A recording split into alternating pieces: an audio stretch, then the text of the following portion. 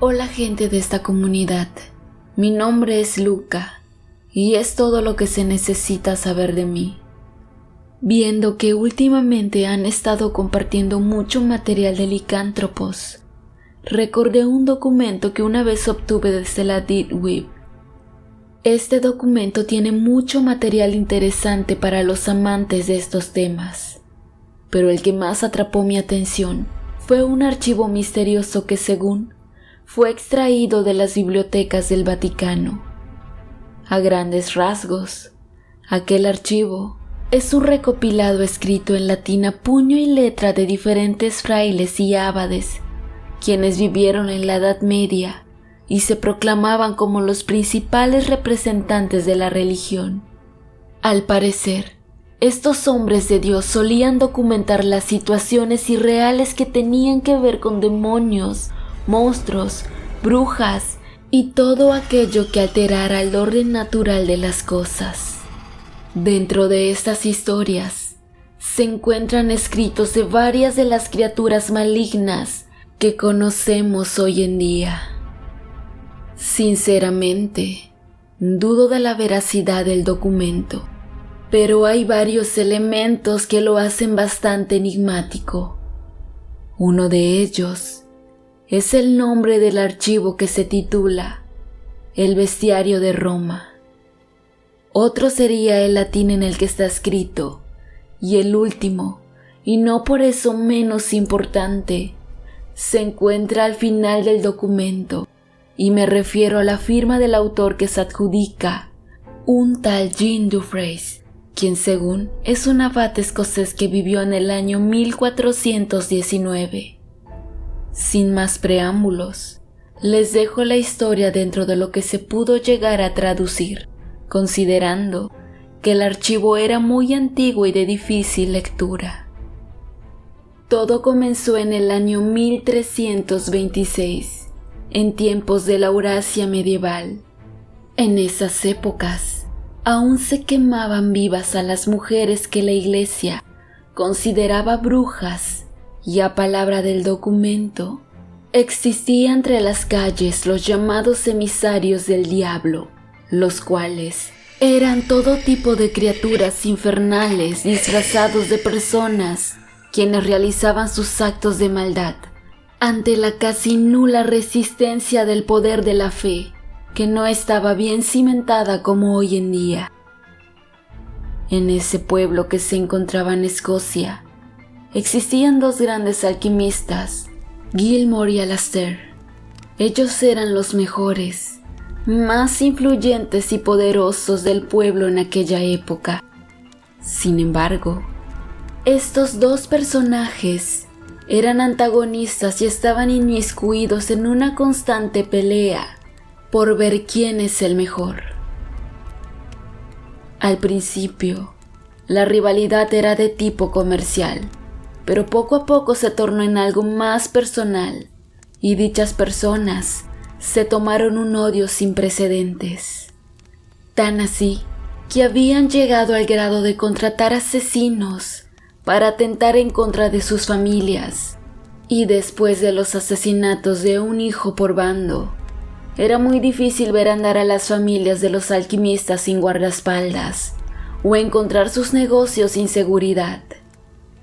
Al ser ambos muy poderosos en lo económico, difícilmente se podían hacer daño, pero las fuerzas del mal nunca duermen, y conscientes del gran poder y libertad que tenían en esas épocas, influyeron con fuerza en el más ambicioso, egoísta y pecador de ellos. Este era Gilmore.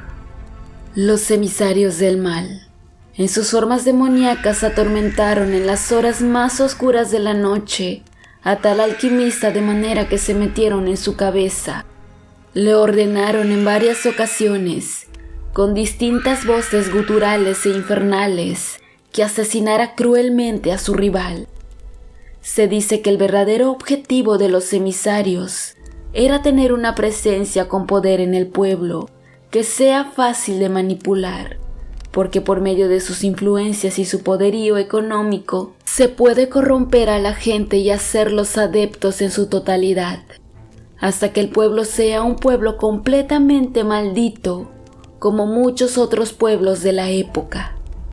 Después de ser atormentado día y noche con voces macabras que en ningún momento salían de su cabeza, Gilmore, convencido de que debería ser el único y mejor alquimista del pueblo, salió de su casa, incluso en contra de las súplicas familiares.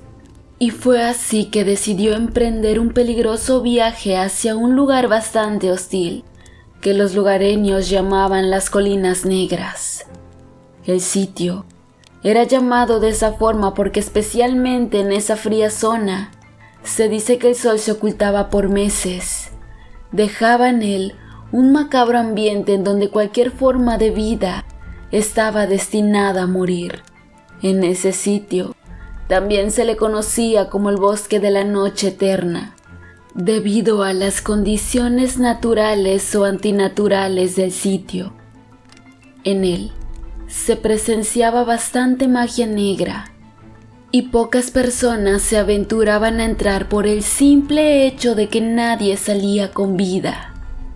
Además, que se dice que allá moraban los llamados emisarios de Satanás, que también en su mayoría eran unas bestias hoy en día bien conocidos por los amantes del cine, temidos por muchos e idolatrados por otros. Los famosos vampiros, cegado por las peticiones de las hordas del mal. En medio de una noche fría y con mucha neblina, partió hacia las Colinas Negras y pasaron los meses sin que se le vuelva a ver por los rumbos. Cursaba el mediado del 6º mes de su partida, cuando muchos sucesos extraños comenzaron a ocurrir en aquel viejo y mugriento poblado. Primero los animales de granja comenzaron a sucumbir, mutilados, despedazados y devorados por algo desconocido. Posteriormente, algunos vagabundos también comenzaron a morir hechos pedazos. Tal fue el caso del vagabundo que siempre dormía en las puertas de la capilla, del cual encontraron su cabeza cercana a la puerta de la casa de Alastair, como si se tratara de un macabro cumplido. No era para menos, y muchos hablaban de esa serie de masacres que hacían hundir al pueblo en un enorme terror. Muchas personas decían haber visto a aquel ser que se encontraba devorando a todo ser vivo, y entre lágrimas gritaban a los 4 vientos que era el mismísimo Satanás. Cuando eso ocurría, eran llevados directamente a la horca para evitar el pánico colectivo. Pero era demasiado tarde. El pueblo entero tenía miedo. Los más escépticos pensaban que aquella bestia se trataba de un simple oso o una pantera. Incluso no se descartaba la idea de un asesino en serie. Grandes grupos de cacería se armaron para salir a atrapar a aquella bestia o lo que fuera, pero no lograron más que tener bajas considerables, y ellos decían que sus armas no surtían ningún efecto en aquel maligno ser. Ese descubrimiento aumentó aún más la histeria colectiva, al grado que por la noche la gente ya no salía de sus casas. Solo rezaban para no ser devorados por Satanás, como ellos le llamaban. Junto con el miedo, también un sentimiento de morbo invadió al pueblo, puesto que se volvió algo normal que al día siguiente las autoridades locales vocearan por medio de los trabajadores del ayuntamiento quién había sido la víctima de la noche anterior. Así pasaron los días y los asesinatos a la alza. Pero cuando menos nadie se lo esperaba, un misterioso hombre bajó de las colinas. Fue directo a la casa de Alastair. Nadie le prestó atención. Era normal ver forasteros de paso por aquellos lugares. Aquel hombre era un viejo conocido y temido por la gente del pueblo, a quien conocían como el gran brujo ermitaño. Ya estando en casa de Alastair, pidió hablar con él, y con trabajo le concedieron la visita. De esa manera, fue como el brujo le explicó que Gilmore, su enemigo, había acudido a él para pedirle que asesinara a su rival a cambio de muchísimo dinero y poder, pero éste se negó, pues ya estaba retirado de utilizar su magia en contra de las personas. Sin embargo, no se quedó de brazos cruzados y se internó más allá del bosque, donde existen cosas extremadamente desconocidas, inclusive para aquel poderoso brujo. Y fue así que en medio de un ritual desconocido, el alquimista maligno obtuvo el poder de convertirse en una gran bestia, lo que el brujo nombró Hombre Lobo. La maldición a la que se sometió Gilmore haría que él se alimentara de carne con un hambre insaciable y a cambio le entregaría esas almas a su creador, Satanás. El ermitaño estaba seguro de que esa bestia acabaría con todo el poblado, a menos que alguien haga algo.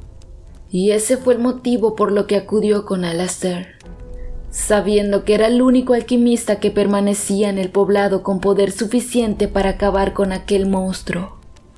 Siendo una historia tan difícil de creer, Alastair no confió en las palabras del gran brujo, pero el terror que lo invadía no le daba opciones de creer en otra cosa.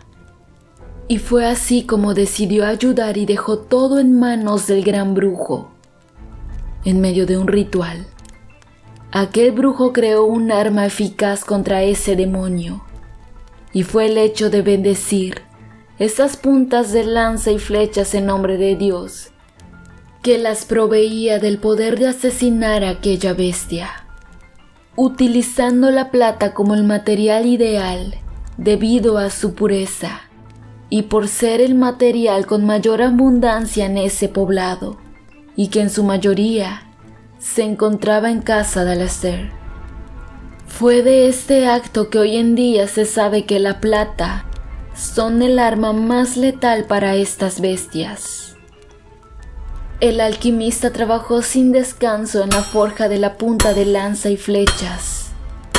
Posteriormente, fueron trasladadas hacia la abadía local para la bendición de estas por los religiosos del pueblo. Ya con las armas necesarias, se reunió un grupo de cacería con los mejores guerreros de los rumbos.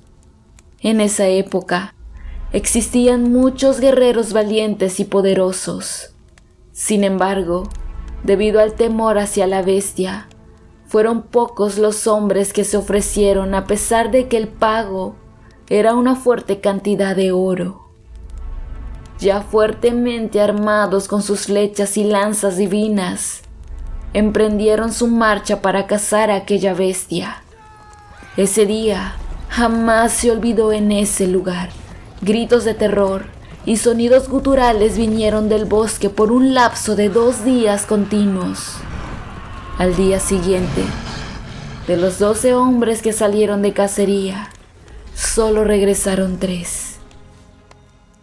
Pero la gente estalló en algarabía al ver que sobre un caballo venía una desconocida bestia con un aspecto demoníaco, entre canino, hombre y demonio. La gente no podía dejar de mirar a aquella criatura. Los abades rezaban a su alrededor. Mucha gente lloraba de miedo mientras otras personas le lanzaban todo tipo de basura, fruta podrida y excremento. Pero el verdadero asombro de la gente empezó cuando miraron cómo aquella criatura comenzaba a cambiar su forma y de ser una temible bestia pasó a convertirse en Alastair, aquel valiente alquimista que había salido de casa para acabar con su poderoso enemigo, el hombre lobo, Gilmore. Los 3 guerreros lloraban y explicaban que a pesar de su esfuerzo, no fue posible acabar con Gilmore, quien en medio de una feroz batalla alcanzó a morder a Alastair, quien a su vez, al cabo de unos minutos se convirtió en una terrible bestia, el cual desconoció a sus propios guerreros hiriendo de muerte con sendas mordidas a 2 más de ellos. Además, los guerreros comentaron que otros de sus compañeros cayeron en combate ante la fuerza de los emisarios del mal, a quienes mencionaban como criaturas que debajo de sus capas guardaban unas imponentes alas, y al convertirse en lo que realmente eran sus rostros, se tornaban pálidos y con afilados colmillos, como las puntas de sus flechas. En medio de toda esa confusión, los pobladores enterraron el cuerpo de Alastair en los jardines de la iglesia bajo el poder supremo de Dios, y desde entonces se sabe que la plata es el material ideal para matar a esas criaturas, aunque no la plata ordinaria. Tiene que tratarse únicamente de plata bendecida en medio de un ritual llevado a cabo por sacerdotes. Posterior a ello, el pueblo siguió horrorizado, ahora no por una bestia, sino por varias de ellas. Esto debido a que los guerreros que sucumbieron en combate habían sido mordidos por hombres lobo y vampiros, portando así la maldición y desencadenando una plaga que se expandría por toda Europa y Asia hasta la época de los cabalgantes negros, quienes fueron los primeros exterminadores conocidos que la Iglesia había entrenado desde pequeños con el único objetivo de erradicar con la plaga de los hombres lobo y los vampiros. Pero esa es otra historia.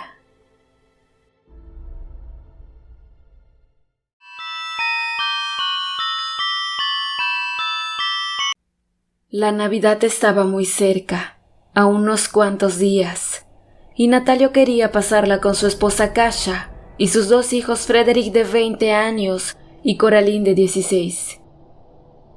Como cada año, lo hacían en una cabaña que tenían como a 10 millas del poblado donde vivían. Les gustaba el bosque y la cabaña estaba en medio de uno, rodeada de árboles, internada en una espesa tundra. Sin embargo, eran tiempos de invierno. Las tormentas de nieve por lo regular caían muy frecuentes. Por eso debían prevenirse con alimentos no perecederos para poder subsistir al menos por 2 semanas. Debido a eso, habían traído todo lo necesario para pasar bien esos días sin ningún problema. Tenían suficiente leña para generar calor en la chimenea. Natalio debía cazar algún ciervo venado para hacer un buen estofado en Navidad y Año Nuevo, pero tendría que ser pronto, ya que se pronosticaba una tormenta de nieve esos días, y no quería ser sorprendido en pleno bosque por ella.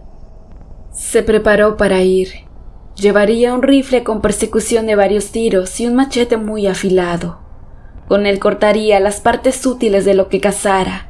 Lo demás sería desechado para no cargar un peso innecesario.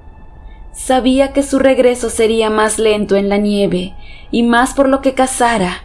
Mientras menos peso trajera sería mucho mejor.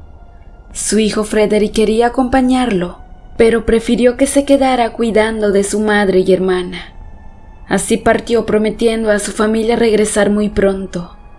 Aquí es donde me atrevo a decir que no sabemos lo que pasará después, ya que uno pone pero Dios dispone, y el destino es quien se encarga de lo demás. Cuando estaba más dentro del bosque, buscó huellas que le indicaran si andaba por ahí cerca una presa. Era un poco difícil porque en algunas partes del bosque ya había nieve que cubría el suelo. No obstante, para su buena fortuna encontró unas heces recientes y huellas de venados, y silencioso las empezó a seguir. Después de varios minutos pudo ver que a 100 metros de él estaba un hermoso ejemplar macho adulto. Lo supo porque su cornamenta era grande con varias astas. Estaba a buen tiro y no podía fallar. Preparó su arma y sin darle tiempo a que el animal olfateara, apuntó bien jalando del gatillo. El venado dio un gran salto al recibir el impacto de la bala y corrió herido. Natalio apresurado salió tras él para no perderlo de vista. Se desplazaba con mucho cuidado ya que iba sobre una pequeña pendiente y podría sufrir un accidente. Sin embargo, Aunque había tomado precauciones, resbaló por la nieve y cayó rodando hacia abajo. Y en un momento dado su cabeza se golpeó contra un árbol y uno de sus pies en una roca, sufriendo una fractura, quedando inconsciente. Pasó un día, y en la cabaña su familia estaban preocupados por la tardanza. Ya debía haber regresado y no sabía nada de él. Su hijo Frederick quería salir para buscarlo, pero Akasha no le permitió, diciendo que era peligroso, ya que estaba por caer nieve, cosa que haría más difícil la búsqueda. Sería algo así como buscar una aguja en un pajar en plena tormenta. Y lo mejor era esperar un poco a que pasara el mal tiempo, así ella se quedaría más tranquila. Mientras tanto, Natalio despertaba para darse cuenta de su terrible situación.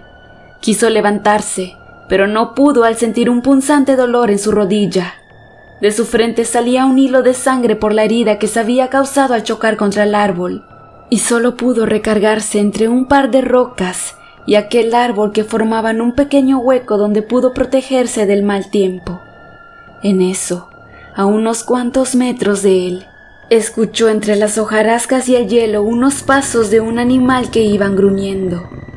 Pensó que podría ser un oso y volteó a su alrededor buscando su arma, pero ésta había quedado lejos de él.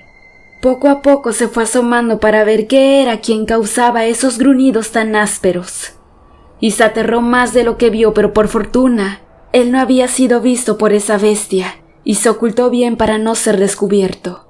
La noche estaba por caer, y estaría más protegido en ella. Al otro día muy temprano, al no saber nada de su papá, Frederick le dijo a su madre que iría a buscarlo, porque si dejaban pasar más tiempo, podría ser demasiado tarde. Ella aceptó muy a su pesar. Él tenía razón y sin perder más tiempo se internó entre la nieve y los árboles para buscarlo, dejando a Coraline y a su madre un tanto preocupadas. Así caminó un buen tiempo sin encontrar nada.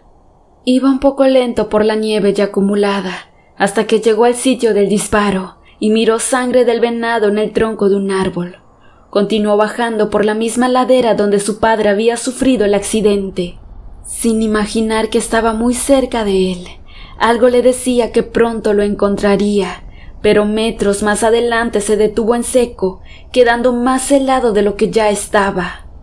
A escasos 15 metros de él estaba un ser descomunal en 4 patas devorando el venado que Natalio había matado. Aquella bestia de facciones mitad lobo y humano, por estar tragando no se percató del intruso, hasta que Frederick, por querer ocultarse, ocasionó ruido quedando al descubierto. Aquel animal híbrido volteó y ambos se quedaron viendo uno al otro. El chico sintió terror mientras que el humanoide lo miraba con frialdad. De 2 saltos el hombre lobo llegó hasta Frederick, llevando en el hocico un gran trozo de carne. El chico, temblando sudoroso, miraba aquellas enormes fauces, devorando con avidez la carne, destilando sangre, pensando a qué hora sería devorado también por ellas. De pronto, y ante su mirada atónita, ese hocico y las grandes garras de la bestia empezaron a cambiar por las de un hombre que él no conocía. No podía pronunciar palabra por el miedo. Entonces aquel extraño hombre con sus ropas hechas trizas le dijo que no tuviera miedo. Él se alimentaba de animales, no con humanos. De donde venía respetaban a las personas normales. ¿Qué andas haciendo solo por aquí?, le preguntó. El chico, dominando su miedo, le explicó brevemente su problema. Aquel ser, hijo de la noche y del día, le dijo que lo ayudaría a encontrarlo. Tenía buen olfato, no sería difícil dar con él. Olfateando por un momento las ropas del muchacho, caminó hacia donde su nariz lo guiaba, siguiendo un aroma que solo él podía percibir. Frederick lo seguía aún temeroso. No confiaba en él, sin embargo, no le quedaba de otra.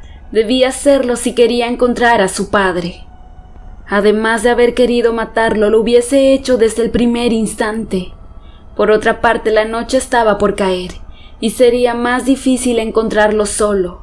Y para su sorpresa, el olfato del hombre los llevó hasta donde estaba su rifle. El hombre lo levantó y se lo entregó al chico. Después de esa acción, Frederick empezó a confiar más porque de ser otro no le hubiera dado el arma. Luego avanzaron para seguir su busca hasta que lo encontraron, desmayado entre la roca y el árbol casi cubierto por la nieve. Acto seguido el hombre inició otra increíble mutación de humano a lobo ante los ojos del muchacho. Sorprendido miraba cómo sus extremidades iban creciendo, cambiando hasta convertirse en un imponente hombre lobo. Al borde del pánico disparó al viento. El lobo de un zarpazo le tumbó el arma y emitió un potente aullido. Entonces cogió a su padre y emprendió el camino. Frederick comprendió que lo había hecho para ayudarlo. Solo así podrían llegar hasta la casa cargando a su padre herido. Cuando pasaron por donde estaba el venado semidevorado, tomaron una de sus piernas y se lo llevaron. El hombre lobo caminaba con 2 patas con Natalio en hombros y la carne en una de sus enormes garras. La travesía era difícil debido a la abundante nieve que caía, al menos para Frederick, quien apenas sí podía ver por dónde caminaba. Le era difícil ir al paso del hombre bestia y por momentos lo perdía de vista. De repente escuchó un gruñido y creyendo que era el lobo caminó hacia él, pero cuando estaba cerca, miró que era un enorme oso hambriento buscando saciar su hambre para poder hibernar, y vio que el chico podría ser su alimento. Estaba a punto de caer sobre Frederick, que estaba paralizado de terror, cuando en eso otro rugido se escuchó en medio de los dos. Era del lobo quien se abalanzó contra el oso en una batalla por la supervivencia. Los gruñidos rompían el silencio de la tarde-noche. El muchacho no podía ver nada en plena tempestad hasta que una de las 2 bestias quedó viva, deseando que su protector fuera el vencedor. De repente miró con satisfacción que el lobo aparecía por entre la nieve. La bestia, después de lanzar un aullido por su triunfo, nuevamente tomó su carga y continuaron con la travesía. Habían caminado durante varias horas, la noche iba madurando cada vez más, pero luego a lo lejos vieron la pequeña luz de su cabaña, y Frederick suspiró aliviado. Akasha y su hija al escuchar ruidos salieron con la esperanza de que fueran ellos, y al abrir la puerta, miraron con terror a quien cargaba a Natalio. Pensando que las iba a devorar, Akasha le apuntó con su rifle a aquella imponente figura para vender cara a su vida. Pero antes de que disparara, escucharon un grito de Frederick diciendo que no lo hiciera. Él había salvado a su padre. No debían temer puesto que no era malo. Aquel descomunal ser arrojó la pierna del venado, después posó con cuidado a su esposo en el piso y se fue hacia el bosque emitiendo otro potente aullido, perdiéndose en la noche. En la mañana, cuando Natalio despertó, le contaron cómo había llegado a casa. No se sorprendió de eso porque era el mismo ser que vio cuando sufrió su accidente. Supuso que el olor de la sangre del venado lo había llevado hasta allí. De lo que sí se sorprendió fue que un ser como ese los hubiese ayudado a llegar hasta su casa. Era algo increíble, pero un hombre lobo les había respetado la vida y gracias a él vivirían otra Navidad juntos.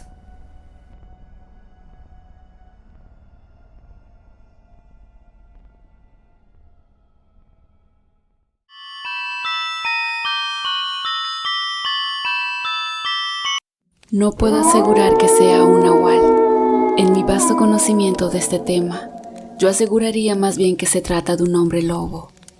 A continuación, les contaré la historia que hoy en día se le conoce más como una leyenda, y ha ido pasando de generación en generación en mi poblado, del cual omitiré el nombre, pero justamente se encuentra en el hermoso estado de Puebla.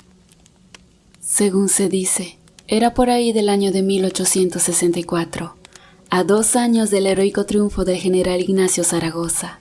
La intervención francesa no estaba del todo erradicada, pero al menos por la zona donde mis antepasados vivían, no había ocupación militar que les impidiera hacer su vida con normalidad. El pueblo era pobre como la mayoría en ese entonces, y se dedicaban a actividades como la siembra y la crianza de animales de corral para poder subsistir. Domitilo fue el hermano del bisabuelo de mi padre, y aún guardamos en casa algunas fotos en donde podemos ubicarlo. Domi, como la apodaban de cariño, era un chico obediente y responsable. Junto a su padre era el encargado de cuidar y llevar el sustento de su numerosa familia. Domi también era muy diestro en el arte de la cacería. A pesar de su corta edad, ya era considerado en el pueblo como el mejor tirador que había, y por eso era respetado por jóvenes y ancianos. A pesar de todo lo que se decía acerca de criaturas como brujas, nahuales, enanos y dragones, que según rondaban los bosques en el pueblo, nunca se había presentado situación alguna que haga pensar que algo de esto existe. Y al fin y al cabo, todo quedaba en viejos mitos que, dicho sea de paso, eran respetados por los pobladores, quienes no eran muy osados y respetaban la inmensidad del bosque, y preferían mejor no invocar o molestar a cualquiera de estas criaturas. Pero al parecer, la tranquilidad del sitio no iba a durar para siempre. Se dice que, en el marco de una noche fresca, de esas donde la luna deja mostrar su inmensidad y su belleza, algo había estado atentando contra la tranquilidad de la noche. En casa de mis antepasados, todos dormían amontonados en aquella choza de 4 por 4 metros cuadrados, que más allá de ser demasiado pequeña para una familia numerosa, les proveía un lugar cálido para dormir ante las bajas temperaturas del clima templado. Aquel día, varios miembros de la familia se habían despertado, puesto que habían escuchado varios gruñidos de un animal no conocido por esos lugares. Tanto Domitilo como su padre, estando al tanto de esto, consideraron que no era una buena idea salir a ver de qué se trataba.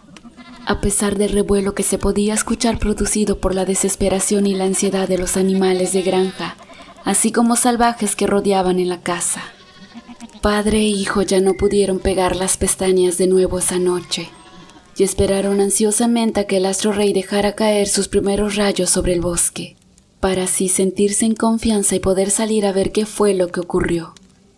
Desgracia fue la palabra que Domitilo mencionó con lágrimas en sus ojos a su madre cuando ésta le preguntó qué era lo que había ocurrido allá afuera la noche anterior. Ante los sollozos de Domi, fue el padre de familia quien explicó a su señora esposa con detalle todo lo que había visto a los alrededores. Y sí, era motivo suficiente para estar tristes.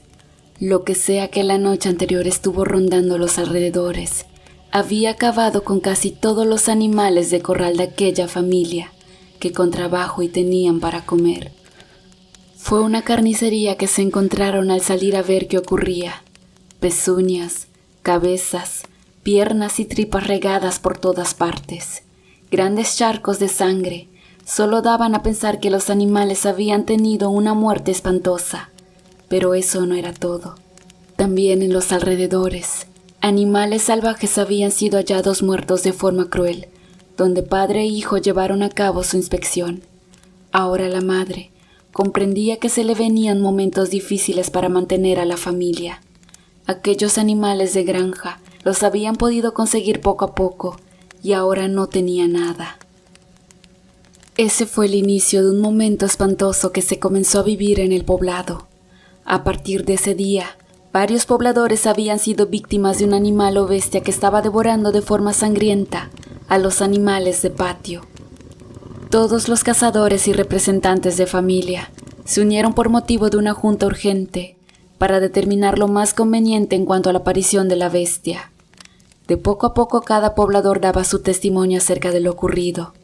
Cada uno aportaba situaciones nuevas que los demás, quizás presas del miedo, habían pasado desapercibido. Escuché unos gruñidos escalofriantes. Esa bestia es el mismísimo diablo, decían muchos.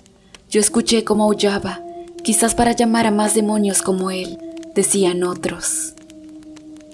Para ese entonces la mejor contribución para saber contra qué se estaba enfrentando el pueblo vino de manos de don Tenabo, un septuagenario que a pesar de su edad aún tenía gran pericia y puntería para la caza, y mucho tiempo fue considerado el mejor tirador de la zona, hasta poco antes que un joven Domitilo le quitara ese título. Muchachos, debemos permanecer tranquilos y sobre todo muy unidos. Hasta ahora nadie sabe con exactitud con lo que nos enfrentamos, pero creo que yo sí sé qué clase de bestia es la que deambula en nuestros bosques, y no será muy fácil batirla, al menos con nuestras armas no. Todos escucharon de forma muy atenta lo que el viejo Tenabo decía. Cuando era joven, mi gran puntería nunca pasó desapercibida, y viajé con muchos hombres amantes de la cacería a varios bosques similares a este. generalmente con gente española amantes de la caza y que se sorprendían al ver mis habilidades. En una ocasión me llevaron de cacería en Centroamérica. Fueron varios días de viaje y al fin llegamos a esa densa zona selvática. Realmente la gran afición de ellos era encontrar criaturas para su colección que no era muy común de observar por esos lares. Y se decía que por ahí había una gran bestia que había llegado junto con la gente extranjera que desembarcaba, en búsqueda de nueva vida de riqueza. Aquella bestia tenía muchas características de las que ustedes mencionan. Aullaba y gruñía. Nadie sabía de qué se trataba. Pero sí trajo muerte y caos, siendo capaz de desaparecer comunidades y poblados enteros, que al parecer le sirvieron de alimento. Los españoles tenían todo tipo de armas para lidiar con lo que sea que nos encontremos, y al llegar a ese sitio, aprovechando su conocimiento y viveza, ofrecieron sus servicios como cazadores a cambio de un cuantioso botín de oro. La gente de sus alrededores, habitados por indígenas y otros españoles, aceptaron sin dudar. Era mayor el miedo a la bestia que a cualquier cosa material. Y fue así como emprendimos la cacería. Quedé sorprendido al ver que aquellos españoles cargaban consigo un pequeño maletín de cuero del cual nunca había hecho uso en todos los viajes que habíamos hecho. Pero ese día fue el día indicado para sacar a relucir las extrañas armas que guardaban en él. Una extraña pistola con crucifijos empotrados en ella, balas de plata, agua bendita, una Biblia, incienso, ajos, un crucifijo y muchas cosas más.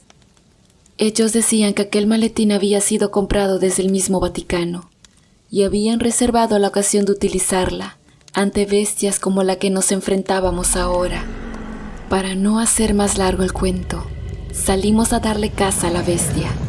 Ellos confiaron en darme a mí la pistola que se encontraba cargada con balas de plata.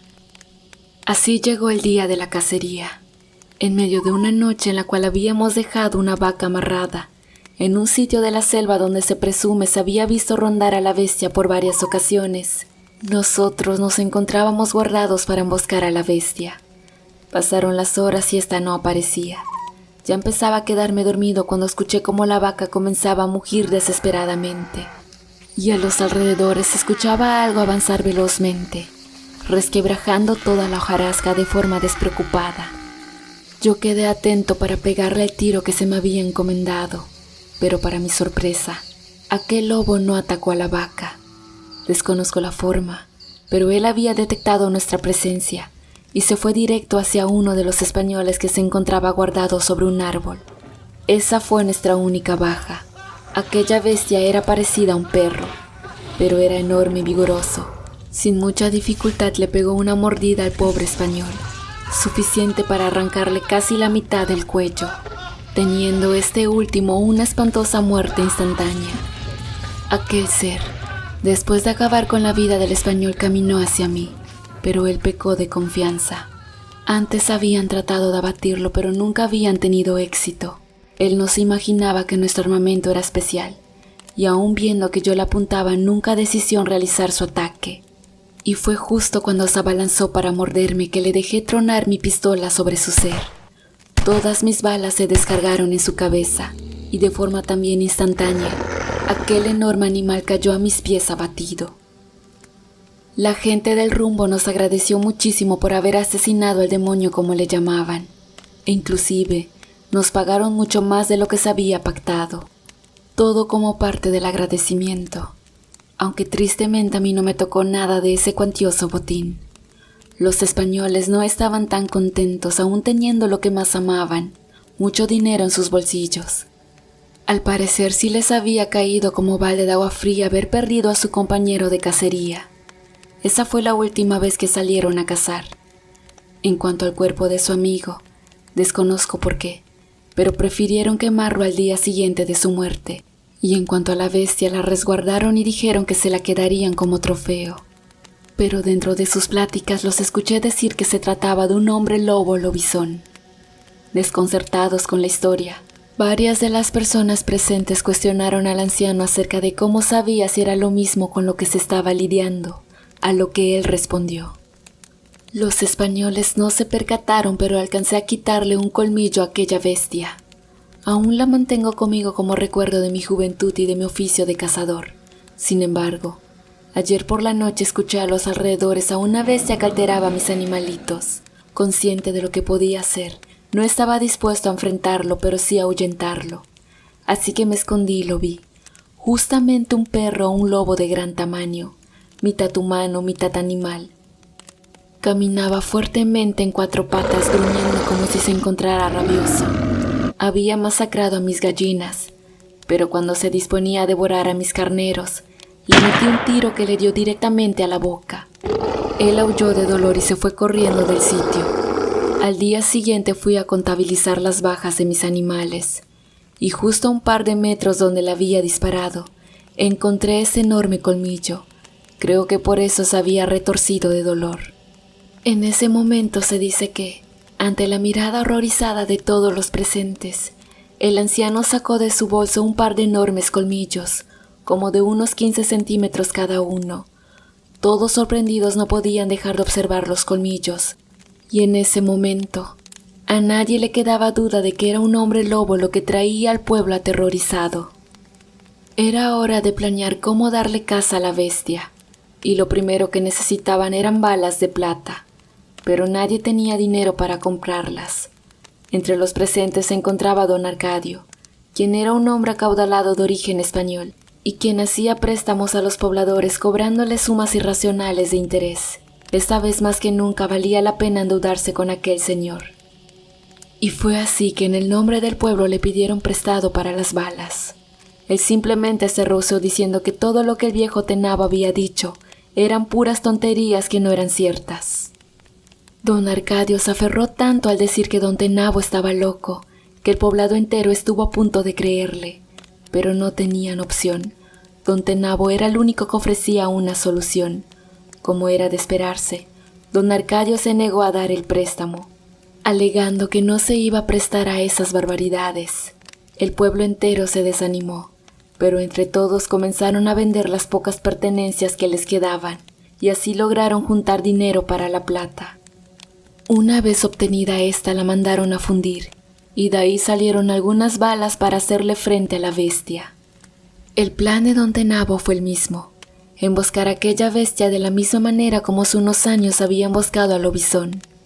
Fueron 2 cabritas que hacían amarradas en el bosque como cebo, justo por donde se había presentado la mayor actividad del hombre lobo.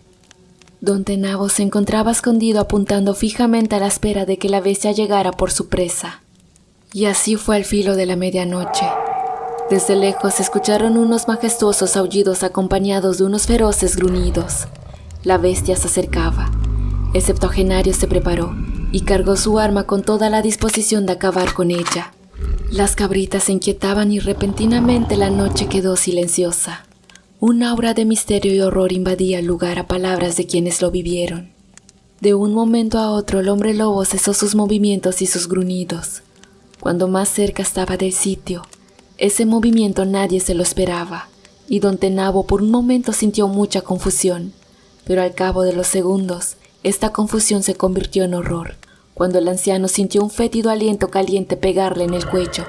En ese momento, él supo que la bestia se encontraba detrás de él. El señor gritó emitiendo un alarido de miedo, y justo en ese momento la bestia abrió sus enormes fauces y se dispuso a pegarle una mordida mortal. Pero cuando nadie lo esperaba, en medio de unas coníferas se dejó escuchar un impacto. La bala atravesó todo el sitio y se incrustó directamente en el pecho del lobo. Este emitió un rugido y luego huyó corriendo bosque adentro. Don Tenabo había arriesgado su vida para salvar al pueblo. Él había dicho que sería la persona encargada de realizar el disparo al lobizón, pero en secreto había pactado con Domitilo para que el joven sea quien realizara el disparo, y esto tenía mucha lógica. El señor sabía que el gran hombre lobo posiblemente sea alguien del poblado, y a sabiendas de los planes, tendría equivocadamente como objetivo matar a quien tuviera el arma, pensando que el septuagenario sería esa persona. Afortunadamente nadie salió lastimado. En los días posteriores ya no hubo más avistamientos de la bestia. El poblado se llenó de energía y de nuevo comenzaron a realizar sus actividades con más confianza. Pero hacía falta alguien. Don Arcadio no había sido visto desde aquel día. Los hombres de casa, al estar conscientes de esto, decidieron entrar a la casa de don Arcadio a la fuerza y así fue. Cuando lograron entrar a la casa, esperaban ver a don Arcadio moribundo. Todos estaban seguros de que él era el hombre lobo, pero no era así. Don Arcadio se había ausentado por estar cuidando a un hombre extranjero, quienes habían participado en la guerra de hace 2 años. Sabía que aquel hombre se trataba de un soldado francés. No fue necesario aniquilar a aquel hombre. Al cabo de unos minutos falleció por producto de la bala de plata incrustada en el cuerpo, cortesía de Domitilo. El que sí tuvo que rendir cuentas fue don Arcadio. Fue detenido y severamente golpeado por los pobladores. Al principio no quería hablar de lo que había ocurrido, pero a la posteridad tuvo que hacerlo por su vida. El soldado era un hombre que encontré moribundo en mi patio. Le di asilo y lo curé. Él me dijo que era un miembro suavo del ejército francés, pero que durante una misión de venganza en contra de la familia de una chica que había asesinado a varios de sus compañeros, fue mordido por una bestia de gran tamaño, quien lo dio por muerto equivocadamente. A partir de ese momento él se convertía en un ser abominable, con una tremenda necesidad de sangre que jamás podría satisfacer sin importar cuánto comiera. Además de animales, también había comido algunos hombres y niños. Esto lo sé porque él me lo dijo. A mí me convenía que este hombre acabara con los animales de todo el pueblo. Luego acudían a mí por préstamos y yo me beneficiaba con los cobros. Después de lo dicho por aquel hombre, todo el pueblo se encontraba indignado y estuvieron a punto de linchar al extranjero, pero le dieron la oportunidad de irse del pueblo, completamente desnudo, sin nada de lo conseguido ahí, como castigo de haberle hecho mal a toda esa gente que le había dado de comer. Don Arcadio se marchó y nunca más se supo de él. Hoy en día esta historia se cuenta mucho por mis rumbos, y como mi pueblo está muy lejos de tener atractivos turísticos o ser un pueblo mágico, las leyendas perduran sin que mucha gente se entere de ellas, más que sus propios habitantes.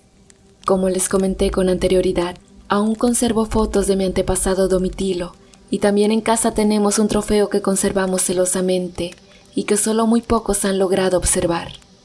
Un colmillo de 18 centímetros de aquel licántropo francés.